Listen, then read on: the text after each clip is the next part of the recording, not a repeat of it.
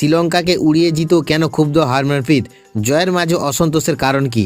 বন্ধুরা, আপনারা যদি দেখতে চান তাহলে ভিডিওটি শেষ অবধি দেখতে হবে, চ্যানেলটিকে সাবস্ক্রাইব করে একটা লাইক দিতে হবে এবং নোটিফিকেশন বেল আইকন দাবাতে হবে। শ্রীলঙ্কার বিরুদ্ধে প্রথম টি-20তে 8 উইকেটে জয় পেলেও দলের ফিল্ডিং নিয়ে স্পষ্ট অসন্তোষ প্রকাশ করলেন ভারতীয় মহিলা দলের অধিনায়ক হারমানপ্রীত কৌর। ব্যাটিং বোলিংয়ে দুর্দান্ত পারফরমেন্স হলেও একাধিক সহজ ক্যাচ মিস হওয়ায় চিন্তা ভারত অধিনায়কের। তার মতে এই ভুলগুলো বড় ম্যাচে দলের ক্ষতির কারণ হয়ে দাঁড়াতে পারে। বিশাখাপত্তনমে অনুষ্ঠিত ম্যাচে প্রথমে ব্যাট করে শ্রীলঙ্কা তোলে মাত্র 121 রান। ভারতীয় বোলাররা শুরু থেকে চাপে রাখলেও ফিল্ডিংয়ে বারবার ভুল করে দল।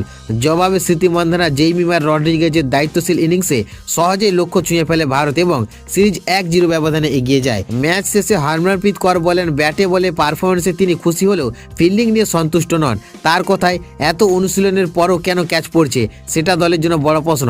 তিনি জানান, মাঠ ভেজা থাকলেও সেটাকে অজুহাত হিসেবে দেখছেন না। এই ম্যাচে শ্রীলঙ্কার ইনিংসে হাসিনা পেরেরা এবং হর্ষিতা মাধবীর মতো গুরুত্বপূর্ণ ব্যাটারের ক্যাচ মিস হয়। এছাড়াও রিচা ঘোষ একটি সুযোগ হাতছাড়া করেন।